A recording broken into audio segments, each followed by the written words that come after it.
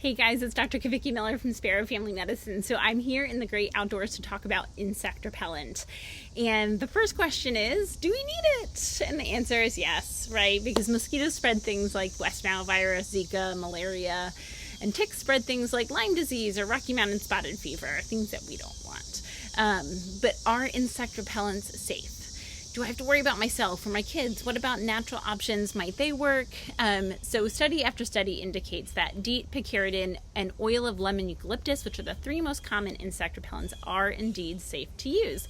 DEET's been around for over 60 years, and it's the one that we have the most data on. There's lots of studies that looked at both toxicity as well as any possible cancer link, and there's no evidence of increased risk of cancer in both human and animal studies.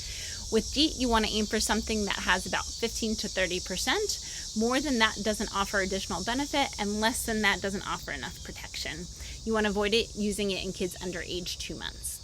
Picaridin is another effective option, and that's a synthetic version of an ingredient in pepper plants. It's effective at 20%. It's less studied than DEET, but still shown to be effective and safe. The most common side effect would be irritation to eyes or mucous membranes for obvious reasons, and you want to avoid it in kids younger than 2 months of age. Oil of lemon eucalyptus, so that's our third option, and it's different from lemon eucalyptus essential oil, which is not an EPA approved repellent. So it does come from a leaf extract of lemon eucalyptus trees, but it is processed to increase its ability to repel bugs. So you want to aim for about 30% of that in order for it to be effective, and you want to avoid it in kids under age 3 because it's the most irritating to your eyes of the three options. So what are some things that you need to know when you're applying insect repellent? The first is that you don't want to use a combination sunscreen and insect repellent because they are not as effective. So you want to apply your sunscreen first and then apply an insect repellent.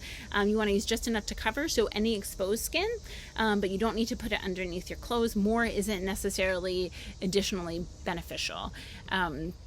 Kids under 10 shouldn't apply their own repellent, right? Because if there's going to be any possible risk of toxicity, it's going to be because of applying way excessive amounts or ingesting it, and kids are the most likely to do something silly like that. So make sure that you're just helping your kids out.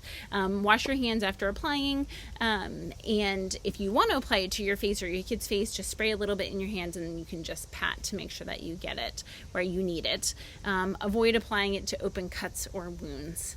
What about natural repellents? Well, thinking of things like essential oils or some of the stickers or bracelet options that we've seen, they are either not effective, minimally effective, or they're only effective for a very short period of time. We're talking about less than an hour. So I would really stick with one of the first three options that we talked about. So I hope this answers any questions that you have on insect repellents and that you found one that you're comfortable with.